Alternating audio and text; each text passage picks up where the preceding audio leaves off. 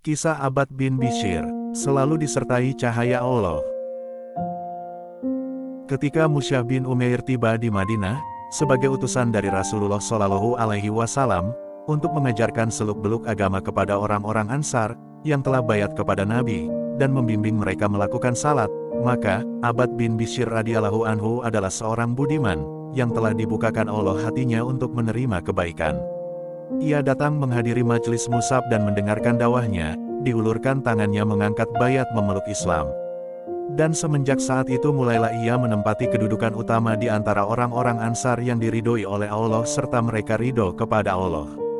Kemudian Nabi pindah ke Madinah, setelah lebih dulu orang-orang mukmin dari Mekah tiba di sana. Dan mulailah terjadi peperangan-peperangan dalam mempertahankan diri dari serangan-serangan kafir Quraisy dan sekutunya yang tak henti-hentinya memburu Nabi dan umat Islam.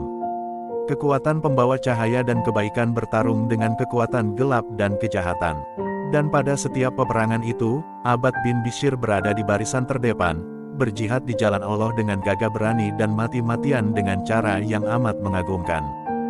Dan mungkin peristiwa yang kita paparkan di bawah ini dapat mengungkapkan sekelumit dari kepahlawanan tokoh mukmin ini. Rasulullah Shallallahu Alaihi Wasallam dan kaum muslimin selesai menghadapi perang Zatur Riqo, mereka sampai di suatu tempat dan bermalam di sana. Rasulullah Shallallahu Alaihi Wasallam memilih beberapa orang sahabatnya untuk berkawal secara bergiliran. Di antara mereka terpilih, Ammar bin Yasir dan Abbad bin Bishr yang berada pada satu kelompok. Karena dilihat oleh Abbad bahwa kawannya, Ammar sedang lelah, diusulkannya agar Ammar tidur lebih dulu dan ia akan berkawal. Dan nanti bila ia telah mendapatkan istirahat yang cukup, maka giliran Ammar pula berkawal menggantikannya. Abbad melihat bahwa lingkungan sekelilingnya aman. Maka timbullah pikirannya, kenapa ia tidak mengisi waktunya dengan melakukan salat, hingga pahala yang akan diperoleh akan jadi berlipat. Demikianlah ia bangkit melakukannya. Tiba-tiba sementara ia berdiri sedang membaca sebuah surat Al-Quran setelah Al-Fatihah sebuah anak panah menancap di pangkal lengannya. Maka dicabutnya anak panah itu dan diteruskannya salatnya. Tidak lama antaranya mendesing pula anak panah kedua yang mengenai anggota badannya. Tetapi ia tak hendak menghentikan salatnya, hanya dicabutnya anak panah itu seperti yang pertama tadi, dan dilanjutkannya bacaan surat. Kemudian dalam gelap malam itu musuh memanahnya lalu untuk ketiga kalinya. Abbad menarik anak panah itu dan mengakhiri bacaan surat.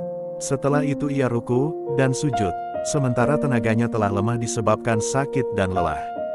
Lalu antara sujud itu diulurkannya tangannya kepada kawannya yang sedang tidur di sampingnya dan ditarik-tariknya ia sampai terbangun. Dalam pada itu ia bangkit dari sujudnya dan membaca tasyahud, lalu menyelesaikan salatnya. Ammar terbangun mendengar suara kawannya yang tak putus-putus menahan sakit, gantikan daku mengawal, karena aku telah kena, lalu kalimatnya terputus. Ammar menghambur dari tidurnya hingga menimbulkan kegaduhan dan takutnya musuh yang menyelinap. Mereka melarikan diri, sedang Ammar berpaling kepada temannya seraya katanya, Subhanallah. Kenapa saya tidak dibangunkan ketika kamu dipanah yang pertama kali tadi? Ketika daku salat tadi, aku membaca beberapa ayat Al-Quran yang amat mengharukan hatiku, hingga aku tak ingin untuk memutuskannya.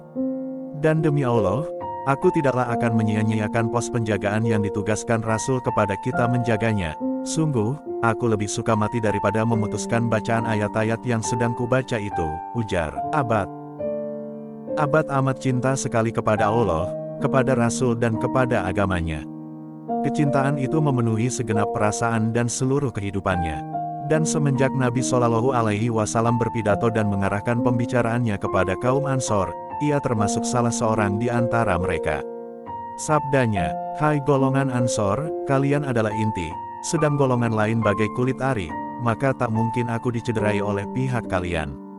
Semenjak itu, yakni semenjak Abbad mendengar ucapan ini dari Rasulnya, dari guru dan pembimbingnya kepada Allah, dan ia rela menyerahkan harta benda nyawa dan hidupnya di jalan Allah dan di jalan Rasulnya, maka kita temui dia di arena pengorbanan dan di medan laga muncul sebagai orang pertama. Sebaliknya di waktu pembagian keuntungan dan harta rampasan, sukar untuk ditemukannya. Di samping itu ia adalah seorang ahli ibadah yang tekun, seorang pahlawan yang gigih dalam berjuang, seorang dermawan yang rela berkorban dan seorang mukmin sejati yang telah membaktikan hidupnya untuk keimanannya ini.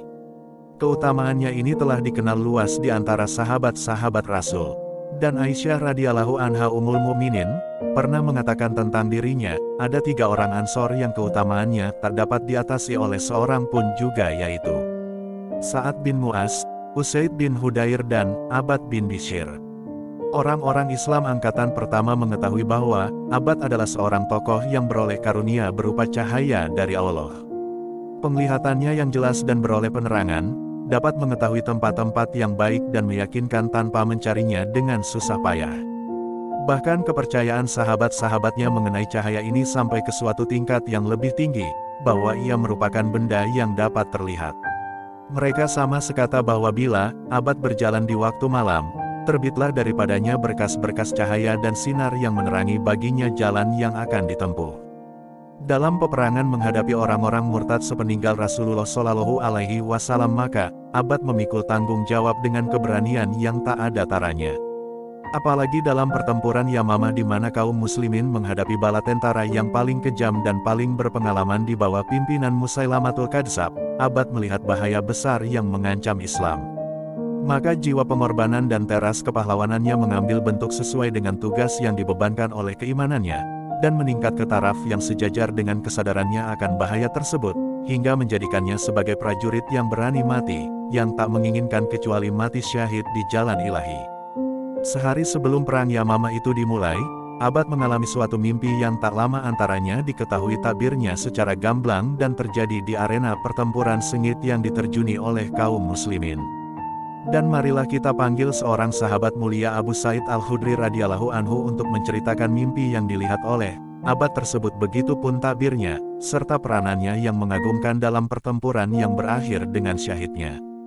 Demikian cerita Abu Sa'id. Abbad bin Bishr mengatakan kepadaku, "Hai Abu Sa'id, saya bermimpi semalam melihat langit terbuka untukku, kemudian tertutup lagi. Saya yakin bahwa takbirnya insya Allah saya akan menemui syahidnya.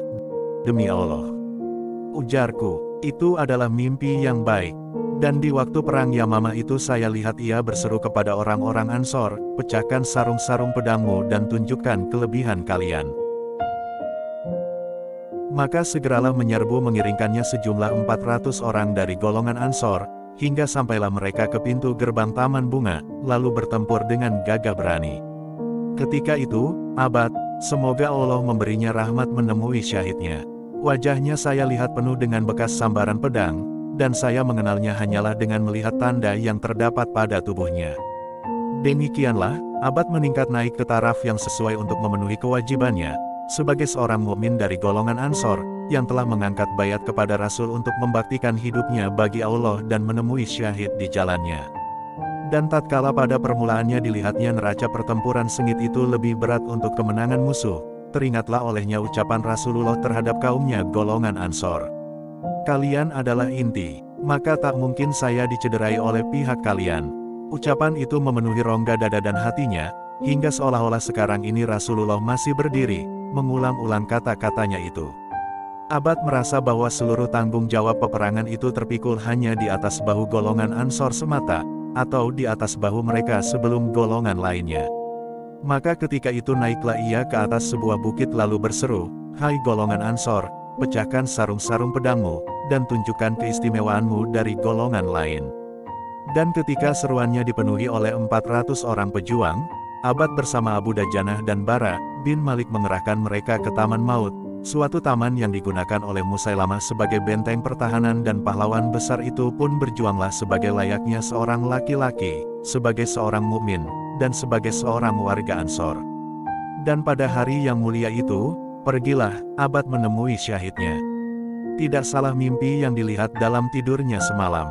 Bukankah ia melihat langit terbuka, kemudian setelah ia masuk ke celahnya yang terbuka itu, tiba-tiba langit bertaut dan tertutup kembali. Dan mimpi itu ditawilkannya bahwa pada pertempuran yang akan terjadi ruhnya akan naik ke haribaan Tuhan dan Penciptanya.